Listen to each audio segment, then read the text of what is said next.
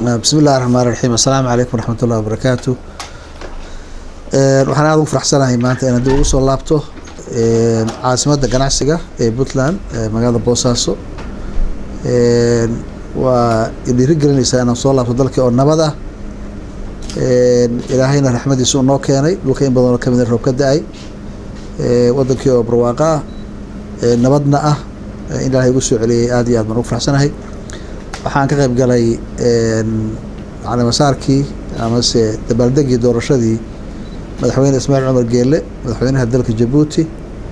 walaalanahay oo runtii si aad wanaagsan oo sare oo qiimo leh u dhacday.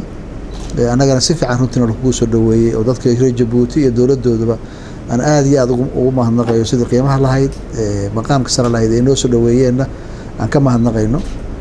dabcan mid kastoo aad tagto oo kasoo hawsha aan u tagnay hawshaas ay ugu weyneyd, haddana inaan dabcan dowladda iyo wasiiradeeda iyo hay-ado badan oo hay'adda dekeduhu ka mid yihiin oo inaanu kala hadallo xiriirka ganacsi, xiriirka dhaqaale iyo xiriirka siyaasadeed ee ka dhexeeya Jabuuti iyo Puntland. dabcan meeshay ku jirtay madax badan oo kuwa hore iyo kuwa dambaba oo hadda jooga oo dowladda Jabuuti ayaan isku aragnay magaalada Jabuuti.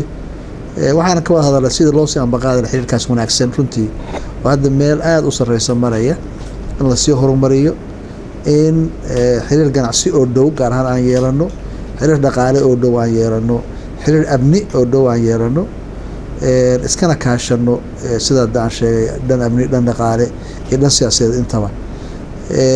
socdaalka iyagaasu si guul ah ayuu kusoo dhammaaday. waana rajaynayaa in xiriirkaasi uu sii socdo, sii ambaqaado, sii buraan haddii ilaah yiraahdo. waxaa anigu marka fursaddan ka faa'iidaysanaya aan rabaa inaan halkan tacsi uga diro geeridii allah u naxariistee ugaas ciise, ugaas cabdulla, ugaas cali oo daraad geeriyooday. ummadda Soomaaliyeed meel ay joogtaba waxaan ka u dirayaa tacsi, in ilaahay isagana naxariistii janno uu siiyo, ehelkiisa iyo qaraabadiisana oo sabir iyo amaan ka siiyo.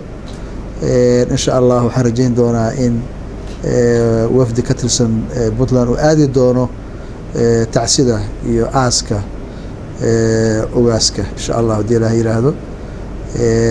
guul iyo khayr baan rajaynayaa. waxaan kaloo rabaa halkan inaan runtii wax yar ka iraahdo.